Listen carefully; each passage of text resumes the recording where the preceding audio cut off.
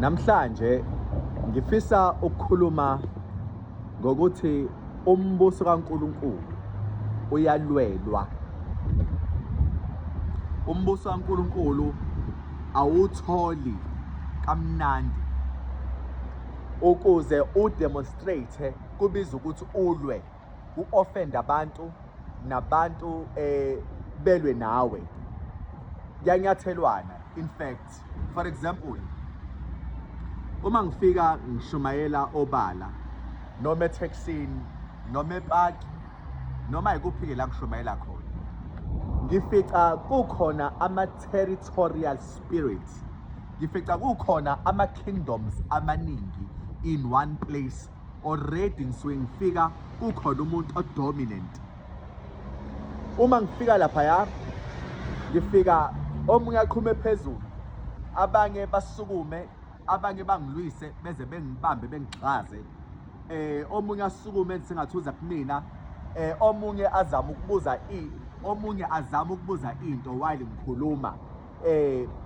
These people are behaving so because ngizama ukuzophuca ilungelo omoya babi, just to give uJesu a chance in those people's lives.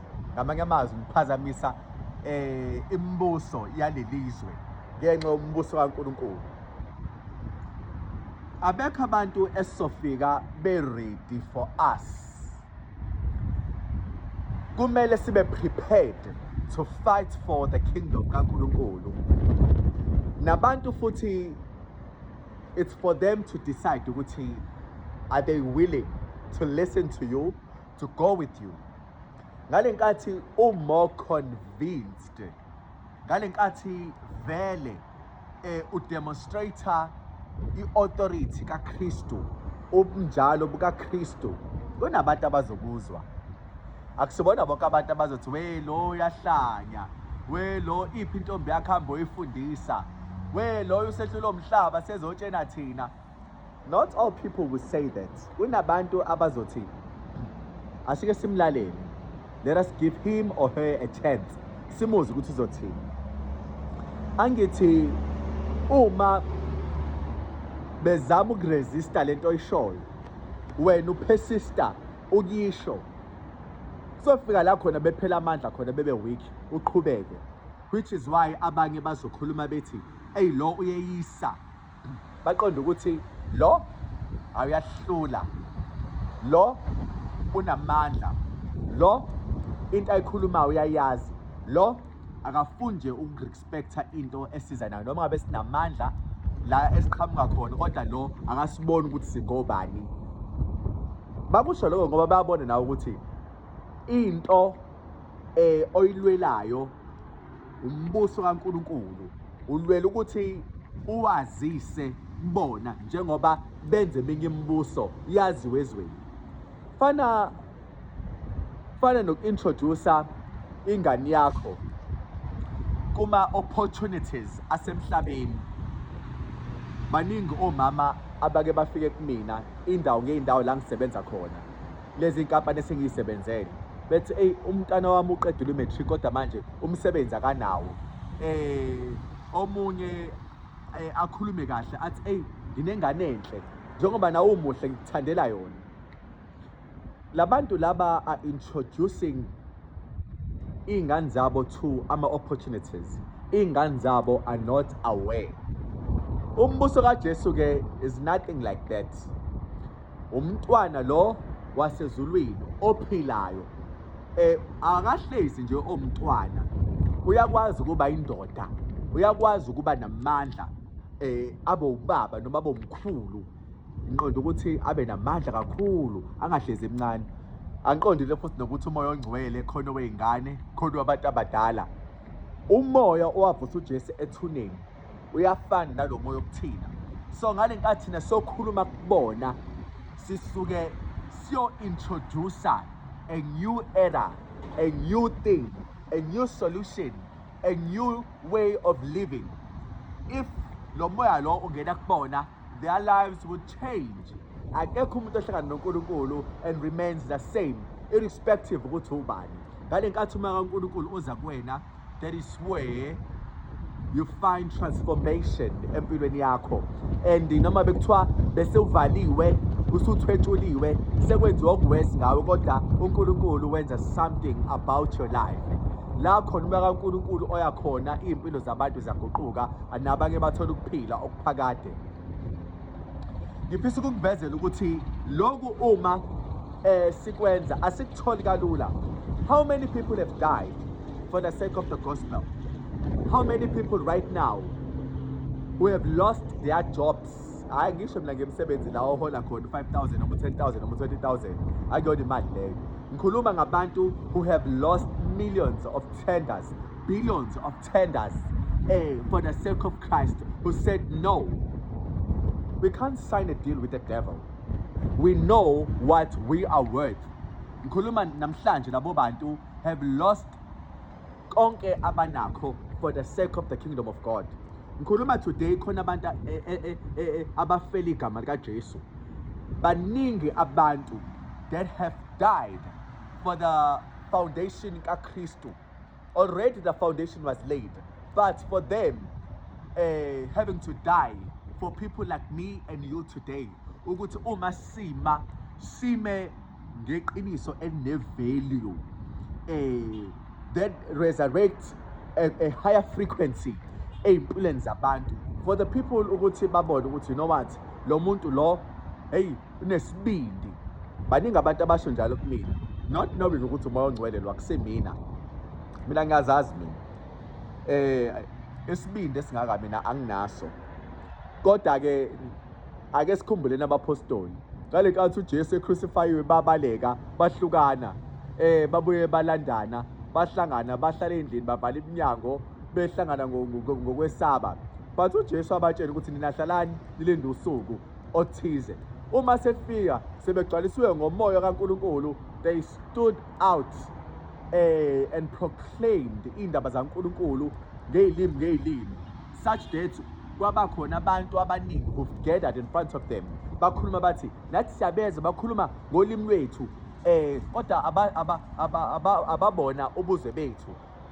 That was a miracle from God kubantu, kodwa ke hayi us as believers, because uJesu uphila kuthina.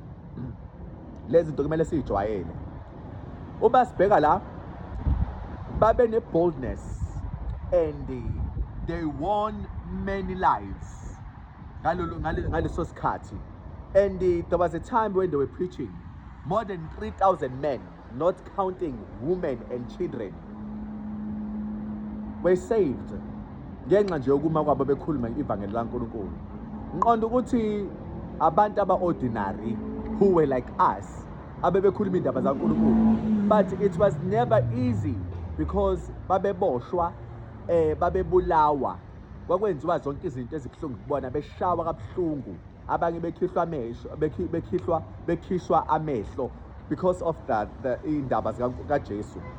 Namhlanje sikhona, we have time, we have our phones, we have money, we have beautiful houses and cars and everything. That means there's absolutely nothing stopping us ukuthi sishumayele indaba zikaNkulunkulu. Kodwa thina we are folding our hands. We try so hard ukuthi sithi fit in this evil and dark age. Leyo uNkulunkulu afuna ukuthi thina, the chosen ones, change the course of time. Yabona nje ungawe uNkulunkulu engagijima umhlaba wonke asindise impilo zabantu eziningi ngawo uwedwa, angiphathi ke mekhona abantu abawu10. uNkulunkulu uma engasafaka umoya kaJesu kulabantu abawu10, labantu laba bengenza imangaliso. Just 10 people. uNkulunkulu akafuna abantu abaningi, ufuna nje abantu abambalwa, abantu who are going to give up impilo zabo and fully embrace impilo kaKristu. Yabona ke la, uma ulwa noma ikuphi, akukho la othola ukuphumula khona. Uma usunomoya kaJesu uyalwa. Just to share a story with you, I know it's irrelevant, but it will make this teaching very clear for umuntu osasebumnyameni noma ongawokhangela. La ngihlala ngakhona kunabantu abanezibuko ngamanye amazwi banamadimoni basebenzela amadimoni bayazazi futhi vele ukuthi balahliwe babi. Uma ngihlele endlini I always block them ngegama lika Jesu. I try all the time mengikhumbula ngithi block onke ama-monitoring spirits, but they do that anyway. Bayabuka iy'mpilo zabantu who are the threats esibukweni and monitor them and try and infiltrate or befake ukwesaba. So yonke indawo la ngihamba khona-ke they become aware ukuthi sengikhona. So kule ndawo engihlala kuyona uma ngidlula bathi ngeke le ntombazane ey. Omunye akhulume athi hayi ifuze ubaba wakhe. Why are they complaining like this? Ingoba ababoni ukuthi usizwe uke ayishuke inyama yakhe ikilambe. Kufika isikhathi la ngiphelelwa khona amandla ngithi hayi ngeke. Uma sekuyisikhathi ngizofa, let me continue and ngiqhubeke ngihambe. So labantu laba bafana nezingane sekule level kaNkulunkulu, uNkulunkulu angibeka kuyona. And uma bezama ukusondela izinto zabo bethi bangishaya, bathola kukhona ngempela indlala, ngikhathele, ngiphelelwa amandla, ngilambile. Ngikhuleka ngithi Nkosi angikwazi umuthi. Angikwazi ukuyiphiliselela. uNkulunkulu ngilwele. Befica uNkulunkulu emile. Ngale nkathi bezama ukugadla uNkulunkulu abashayi ngoswazi lakhe. So now they are complaining because manje babona ukuthi it can't be ukuthi kuqhamuka umuntu out of nowhere ezohlala endaweni yabo mase occupy i-realm ehigher kunalaba operator kuyona. They are used to kulamakholwa lawa abawamonithayo bewenza ukuthi i-spiritual life sabo sibe meaningless ngokubashushuzela before befunda amabhayibheli bekhathale before belale bengakwazi ukuthandaza bethi Nkosi yazi. Manje bafica umuntu obanikeza a challenge, umuntu ozoba nenkinga kule kingdom yabo. Akumina ke ngedwa ke ngeke inikeze lo credit. uNkulunkulu baningi abantwana bakhe abapha amandla ngoba izwi lasho abathemba kuJehova bathola amandla amasha okugijima bengakhathali nokukhuphuka okweyinkozi zezulu bengaphela amandla. So lamandla la uNkulunkulu asipha wona asiwaboni thina, bona bayawezwa ngoba bebezama ukusondeza bayahla kuba buhlungu. Ngidlula abanye bahlekani bathi wala la ngamanye amazwi umoya ongcwele wangitshena wathi hayi abahlekwe. Bahlekana bodwa ukuthi lezi zinto abayizamayo azenzeki. Futhi nami angabheka emuva ngayidlulela imvamiso angiba entertain ngoba ngiyazi ukuthi I'm covered going in and going out, knowing and unknowing, in light and in darkness. There is no weapon formed against me as a child of God which shall prosper. No tongue will stand against me. If there is, it shall be condemned. Izwi lisho njalo. Ophikisa ke izwi laNkulunkulu ufana nomuntu odlalayo. So siyalwa nalabantu. Not really ukuthi silwa nabo, silwa nale moya abayivumile ngoba baya emanzini kuma marine spirit. Ngoba phela vele imizimba yethu yakhiwe ngamanzi. So these people would go there and make covenants ukuze bekwazi ukusicontrola. Angithi imizimba yethu ibuthakathaka ngaphandle kwamanzi. So bona if benawo le moya le izozama ukusi-attacker to gain influence, power and money. And thina njengabantu baNkulunkulu sumoya khara labo shiyanda lilakhamba lebondorolo lobo siyande. Sumoya and ngale nkathi bezama wona ukusebenzisa amanzi sithane si-evaporate njengomoya bengakwazi ukusibamba, especially uma ngabe sohlala enkonzweni le yokulinda uNkulunkulu asibeke kuyona. Kubonakala ukuthi hayi bayaganga, imibuso yabo ayikwazi uku-operator masihlangene noNkulunkulu ngoba phela amanzi ahamba umselo wodwa, they are not aware. Kodwa umoya kaNkulunkulu uphephetha la uthanda khona. Sibaningi ababoni and uNkulunkulu wenza sure ukuthi uyasipucukisa ngale nkathi bethi besibamba khona. Bayahluleka. To tell you the truth, miningi imibuso, awukho wodwa, miningi esilwa nayo. Khona yaseyintabeni la khona benza ukuganga khona. Ama-realm lawo engikhuluma ngawo akhona semkhathini, abantu uNkulunkulu abangamazi, abangamfuni, abamelene naye. Miningi ngeke ngiyibale, futhi angifuni ukufundisa ngezinto zabo ngoba kuzobe sengathi ngomunye wabo, kodwa ngizokutshela nje lokubalulekile kukaJesu ngoba ikona vele kuzokusiza. Noma ungakwazi lokokunye, uNkulunkulu ngoba bayi-opposition uzobasebenzisa to teach you, to sharpen you, to strengthen you, to add on what you have. Usebenzisa bona vele ngoba bafana nabantu abangaboni, bona bayitshela bayabona. Ngifisa ukukuvezela ukuthi ngale nkathi uma enkosini ubambelela ulwa, because we are like soldiers in the front row, fighting for the sake of the kingdom of God. Ngale nkathi sihlala phansi sifold izandla, akusho ukuthi uzoba free, you will suffer a lot.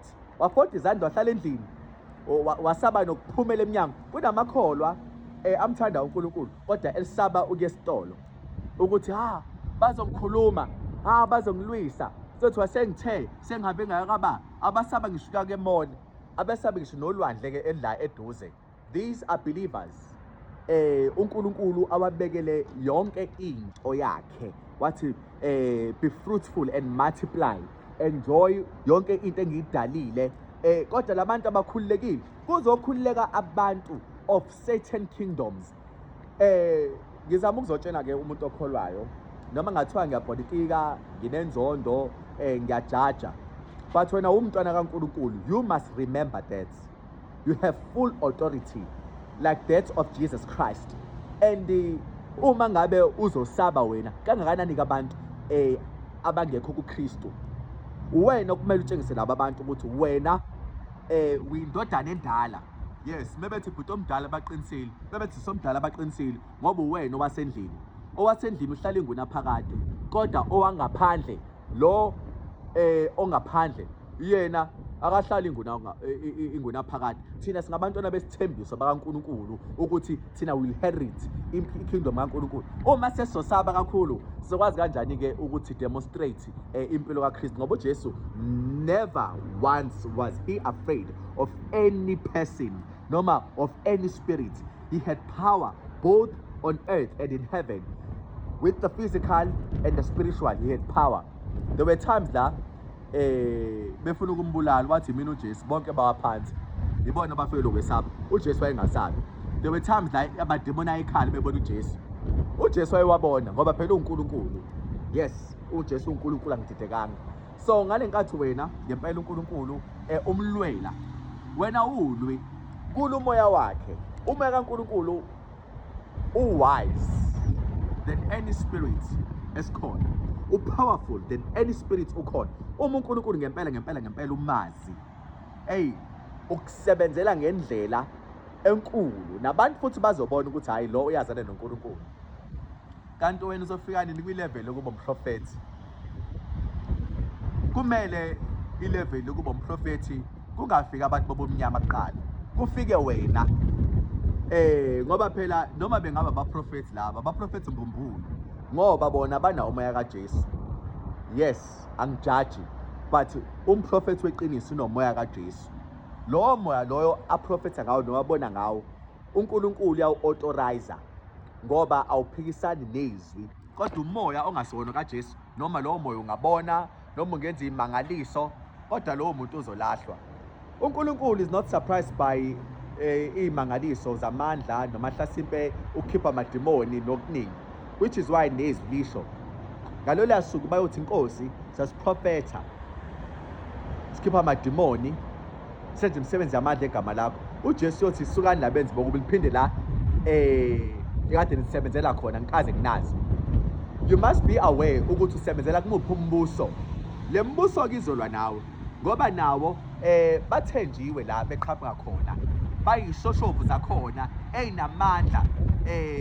Lezi zinto oyibukayo koma TV zikhona, but ke you must be aware. Lithini izwi laNkulunkulu, asibambene nenyama negazi nomoya ababe bobukhathi, ababusi badlize bobumnyama. yimibuso yayelizwe yobumnyama. Ubuqili bikaSathane imicibishelo kaSathane evuthayo. Right now kumele understand ukuthi uma ngabe uJesu ukhosele, uma ngabe ungekho kuJesu, hayi impilo yakho inzima. Angifisi nokwazi ukuthi kuba njani kuba secathulweni zakho, ngoba ziningi izinto ezikushayayo okungamele zikushaye. Uyikona ukuthi awukho kuNkulunkulu. Uma-ke umthanda uNkulunkulu, sindiswa egameni likaJesu, amen.